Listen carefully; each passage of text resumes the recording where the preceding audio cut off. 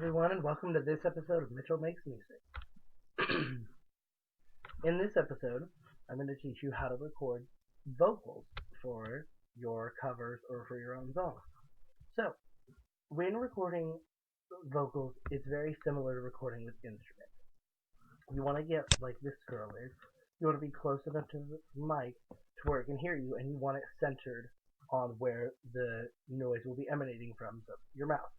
This thing right here, we can see a better picture right here, is a little screen that helps guard from like spit and things like that, and anything really that can mess with the recording.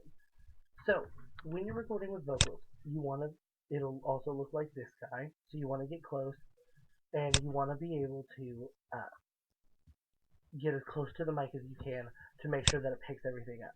You can also record with multiple people. So, but when you're recording one-on-one, you want to be able to get there. You want to be able to be close to it so it can hear you, and you want to just make sure to not move around too much as to set it off. So, like this girl does, she's grabbing it right here.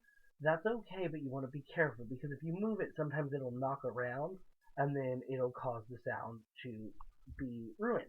So, right here, we can see this little contraption with this little string right here. That's what that does is those are bungee cord like things, and it holds the mic in place so that you can move it around a little bit, and it will do its best to hold the mic in place and not let it run into anything, which thus helps keep it from messing up the sound. So these are what actual recording studios will look like. They'll look something like that, or like this, over here, or right here. So what I want to draw your attention to is if you decide to be able to do your own recording studio, then you're going to want to do a little soundproof. So you're going to want to get some foam like this one, as we can see in the corner. Zoom in a little bit. So there's that foam. So you're going to want to be able to get some of that so that it helps to cancel out the noise. So what that does is it prevents the noise from bouncing around and thus re-hitting the microphone and letting an echo disrupt your sound quality.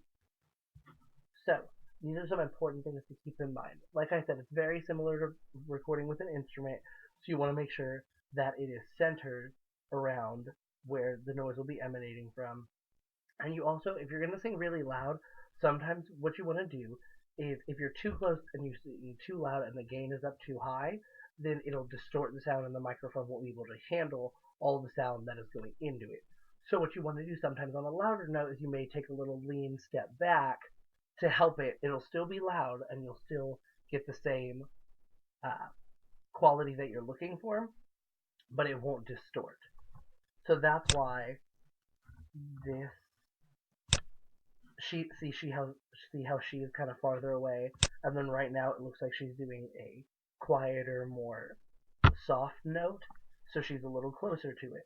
But then when she wants to belt it out, she backs up a little bit. So these are important things to keep in mind.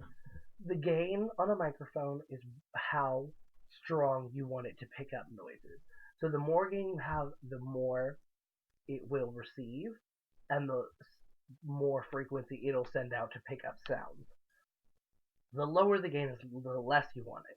So if you're going to sing a very loud song, then you're going to want to turn the gain down because you'll be closer and it'll be able to pick you up. Also, if the gain is too high, then it'll pick up other random sounds. Like if someone's walking outside, these things tend to be pretty strong with the microphones, and it'll pick up random things that you're not going to want in your cover or your own song. So these are some things to keep in mind with vocal recording. I hope you enjoyed this video. If you have any questions or comments, please feel free to leave a comment in the comment section, and I will do my best to answer all the questions. Thank you for joining me for this episode of Mitchell Makes Music, and I hope you enjoy.